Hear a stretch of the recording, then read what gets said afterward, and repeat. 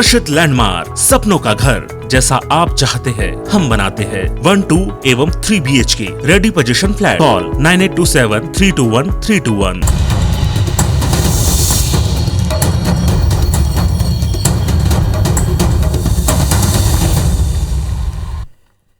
नमस्कार, बहुत स्वागत है आप सबका। मैं हूं पुनीत पाठक और छत्तीसगढ़ की दिन भर की बड़ी खबरें विस्तार से देखते हैं। देश की स्वच्छता रैंकिंग में छत्तीसगढ़ को देश का सबसे स्वच्छ राज्य का दर्जा मिला है। वहीं राजधानी रायपुर को फास्टेस्ट मूवर कैपिटल समेत 3 अवार्ड से नवाजा गया। स्वच्छ भारत मिशन के प्रतिष्ठित सफाई मित्र सुरक्षा चैलेंज में उत्कृष्ट प्रदर्शन करते हुए रायपुर को 10 लाख से अधिक आबादी वाले शहरों में चौथा स्थान प्राप्त हुआ।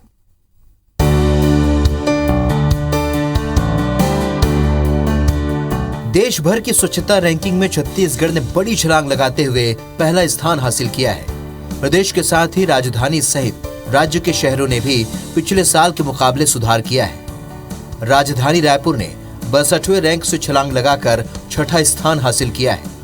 Garbage free city star ranking में 3 स्टार रेटिंग के साथ रायपुर को ODF AA+ सर्टिफिकेट मिला है। नगरीय निकाय की स्वच्छता रैंकिंग में रायपुर को देश में 17वां स्थान मिला। 10 लाख से अधिक आबादी वाले शहरों में रायपुर को चौथा स्थान मिला। दुर्ग नगर निगम को देश में 17वां और प्रदेश में तीसरा स्थान मिला है। GFC स्टार रेटिंग और सफाई मित्र सुरक्षा चैलेंज का अवार्ड रायगढ़ नगर निगम को मिला है। देश में सबसे साफ शहरों में अंबिकापुर छठे स्थान पर आया है। नई दिल्ली में आयोजित स्वच्छ अमृत महोत्सव के भव्य समारोह में राष्ट्रपति रामनाथ कोविंद के हाथों मुख्यमंत्री भूपेश बघेल, नगरीय प्रशासन मंत्री डॉक्टर शिव कुमार डहरिया ने ये सम्मान ग्रहण किया है।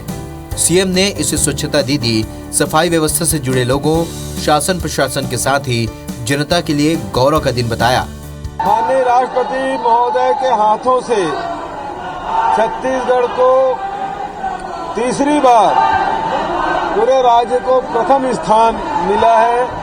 स्वच्छता के मामले में लगभग 67 पुरस्कार छत्तीसगढ़ को मिला है, जो अपने आप में एक कीर्तिमान है। काम के लिहाज से आदरणीय भूपेश बघेल जी को नंबर 1 मिला हुआ है और स्वच्छता में भी सारे हिंदुस्तान में नंबर 1 का खिताब आज राष्ट्रपति के हाथों मुख्यमंत्री जी को प्राप्त हुआ। ये छत्तीसगढ़ का गौरव। नई दिल्ली में आयोजित स्वच्छ अमृत महोत्सव में सफाई के क्षेत्र में शानदार कार्य करने वाले राज्यों, जिलों एवं नगरीय निकायों को सम्मानित किया गया। हर साल होने वाली इस प्रतिष्ठित रैंकिंग में लगातार 3 साल से रायपुर सहित छत्तीसगढ़ के नगरीय निकाय शानदार प्रदर्शन कर रहे हैं। इसके अलावा अंबिकापुर, रायगढ़ और दुर्ग समेत प्रदेश के दूसरे शहरों ने भी बेहतर प्रदर्शन करते हुए अवार्ड जीता। शहर की जनता को मैं बहुत बहुत मुबारकबाद देना चाहूँगा और शहर की जनता बहुत जागरूक है, हमारे दुर्ग शहर की जनता, और इसी का परिणाम है कि आज हम 17वें स्थान में देश में आए हैं।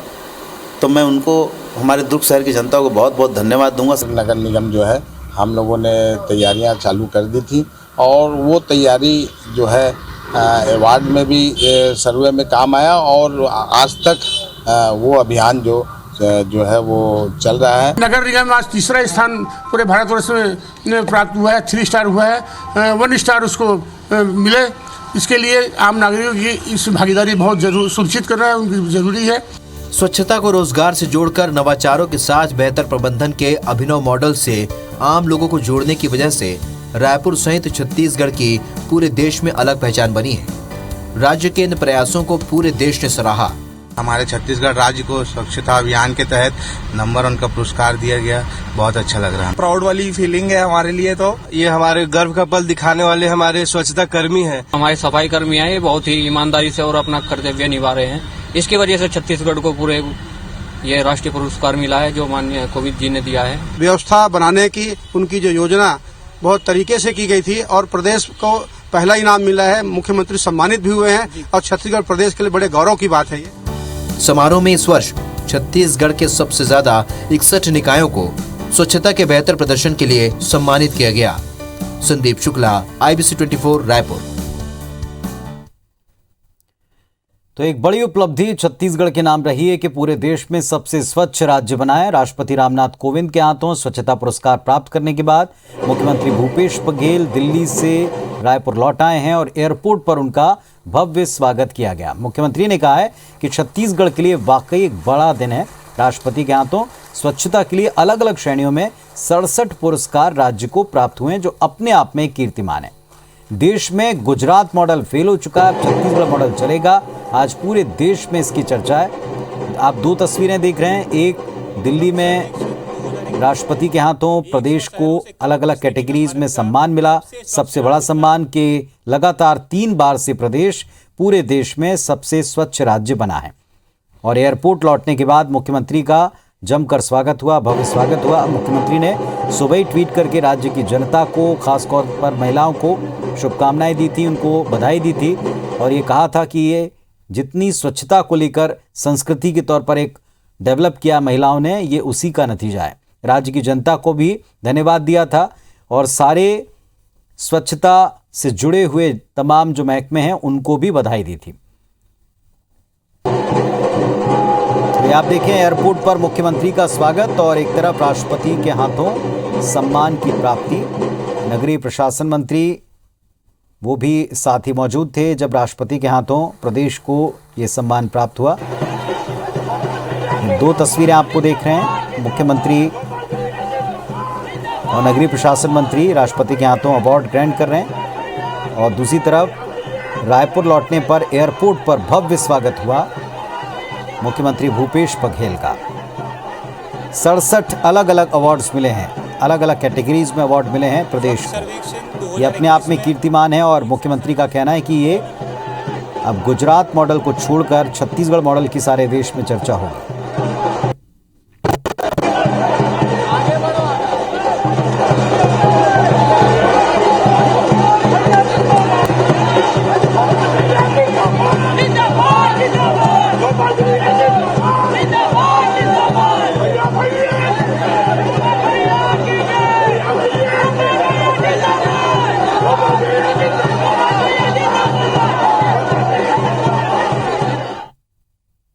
छत्तीसगढ़ के मुख्यमंत्री भूपेश बघेल हमारे संग मौजूद है। ओकर से गोट बात कर दो, स्वच्छता में आज देश में प्रथम स्थान हासिल करे है मुख्यमंत्री जी। छत्तीसगढ़ ला प्रथम स्थान हासिल हुए है देश में स्वच्छता में। हाँ, सबो जन ला बहुत बहुत बधाई पूरे छत्तीसगढ़ की जनता ला, जेन हमेशा जागरूक है कि स्वच्छता ला अपन जीवन में अंगीकार करिस। मैं बधाई देना चाहता हूँ स्वच्छता दीदी मन ला, जेकर मेहनत से 9000 दीदी मन दिन रात मेहनत करे। मैं जनप्रतिनिधि भी और अधिकारी कर्मचारी मन ला भी बधाई देता हूँ जो लगातार निरंतर ये अभियान के तरह ली होकर कारण तीसरा बार छत्तीसगढ़ ला प्रथम पुरस्कार मिली। आप शुरू से कहत हो कि हमन ग्रामीण अर्थव्यवस्था ला बढ़ावा देना है, स्वच्छता ला अपन अर्थव्यवस्था से जुड़े हो, कैसे ऐसे संभव हो पाई से? सीधी बात है कि जिन कचरा है तेकरों से भी पैसा कमाए जा सकते, गोबर है ओकरों से पैसा कमाए जा सकते, वो छत्तीसगढ़ के मॉडल है और ओकरे कारण से ये अर्थव्यवस्था जोड़ दें, आय से जोड़ें और कहाँ से हमारा सफलता मिला थी। मतलब कुल मिला के कह सकन कि अब छत्तीसगढ़ मॉडल की चर्चा हुई है। निश्चित रूप से छत्तीसगढ़ के मॉडल की चर्चा तो पूरा देश भर में हुआ थे। देख सकन है मुख्यमंत्री भूपेश बघेल रही से जिन बतात रही से कि स्वच्छता अभियान ला वो अर्थव्यवस्था से जुड़े है, जेकर कारण आज छत्तीसगढ़ ला प्रथम स्थान हासिल हुए और ये साफ बताते है कि आज पूरे देश में जो है चर्चा जो होते वो छत्तीसगढ़ मॉडल के होते हैं। कैमरामैन अभिषेक संग, स्टार जैन, IBC 24 रायपुर। दर पेट्रोल डीजल पर वैट कम करने की मांग को लेकर आज छत्तीसगढ़ बीजेपी प्रदेश व्यापी प्रदर्शन उसने किया। रायपुर के शास्त्री चौक पर प्रदर्शन के दौरान प्रदेश अध्यक्ष विष्णुदेव साय, बृजमोहन अग्रवाल शामिल हुए।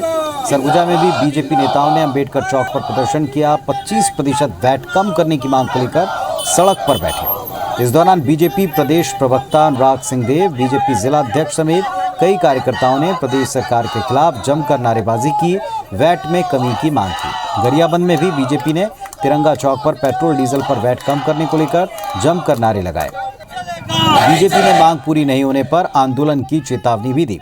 महासमुंद जिले में भी भाजपा कार्यकर्ताओं में चक्का जाम करके विरोध जताया। सांसद चुन्नीलाल साहू के नेतृत्व में बीजेपी कार्यकर्ताओं ने भाजपा भवन से रैली निकाली, तो जगदलपुर में बीजेपी कार्यकर्ताओं ने नेशनल हाईवे पर चक्का जाम कर दिया। लगभग 2 घंटे तक मुख्य सड़क को घेर कर नारेबाजी की।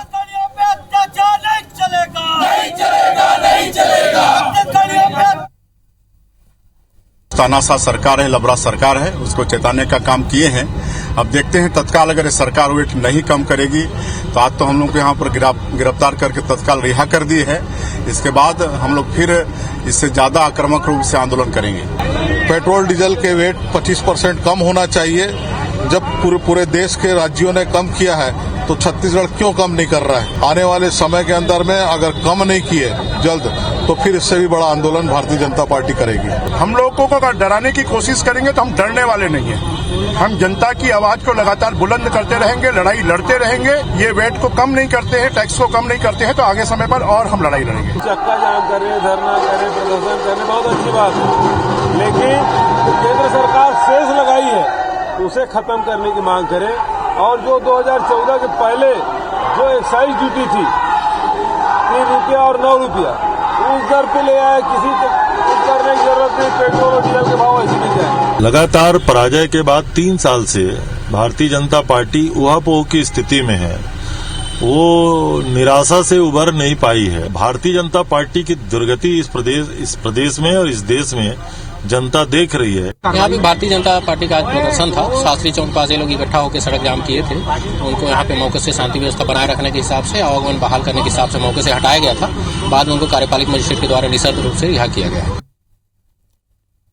बीजेपी के पूर्व सांसद और वरिष्ठ नेता आनंद कुमार साय, जो अपने मुखर अंदाज और तेज तर्रार बयानों के लिए जाने जाते हैं, इस बार अपनी पार्टी को कमजोर बता रहे हैं। साय ने न केवल पार्टी की मौजूदा स्थिति पर चिंता जाहिर की, बल्कि प्रदेश में आदिवासी नेतृत्व और उनकी भूमिका पर भी विचार करने की जरूरत बताई।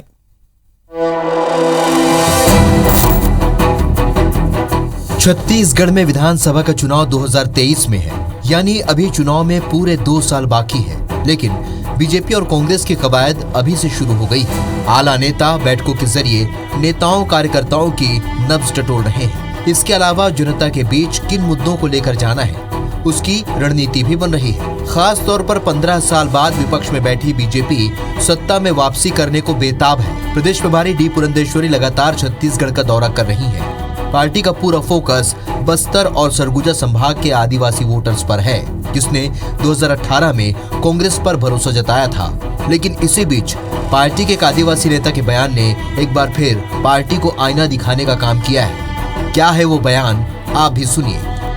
पूरे छत्तीसगढ़ को एक ऐसा लीडरशिप चाहिए, वो तय करेगी पार्टी, हाई कमान।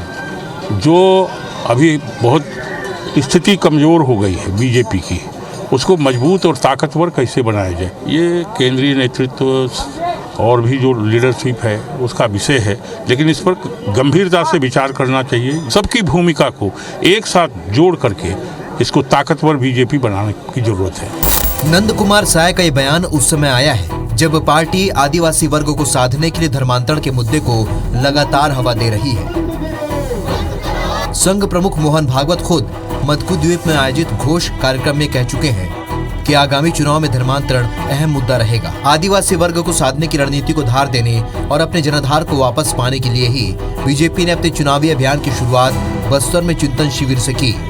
ऐसे में नंद कुमार साय का बयान कई सवाल खड़े करता है, जिस पर पार्टी को गंभीरता से विचार करना होगा। नंद कुमार साय रायगढ़ क्या राज्य के भाजपा के पितृ पुरुषों में से एक हैं। भाजपा में उनके अतुलनीय योगदान को कहीं से नकारा नहीं जा सकता। उनकी चिंता भी स्वाभाविक है और उस चिंता से चिंतित होना प्रत्येक भाजपाई को लाजमी है। बहरहाल नंद कुमार साय के उस बयान के बाद कांग्रेस को बैठे बिठाए बीजेपी पर कटाक्ष करने का मौका मिल गया है। वहीं बीजेपी भी अपने बचाव में तर्क दे रही है। तो भारतीय जनता पार्टी की दुर्गति इस प्रदेश में और इस देश में जनता देख रही है। माननीय नंद कुमार साय जी भारतीय जनता पार्टी के बेहद वरिष्ठ नेता हैं। यदि वो अपनी पार्टी में मांग कर रहे हैं तो मैं समझता हूं कि उनकी भी अगर सुनवाई हो जाए तो बहुत है। जो मन की बात कही है वो सही बात कही है।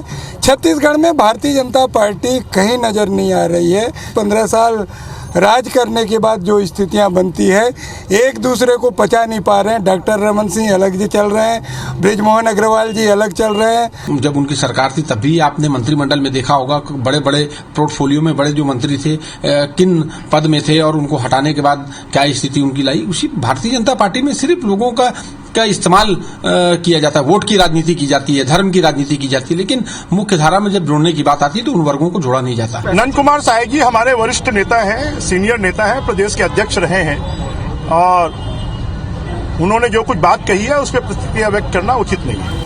वैसे अपनी ही पार्टी के खिलाफ नंद कुमार साय ने ऐसा बयान पहली बार नहीं दिया है। सत्ता जाने के बाद कई मौकों पर वो प्रदेश नेतृत्व को कटघरे में खड़ा कर चुके हैं।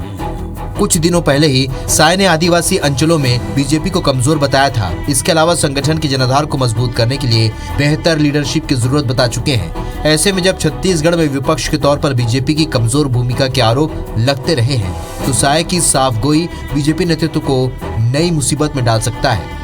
Bureau report, IBC 24।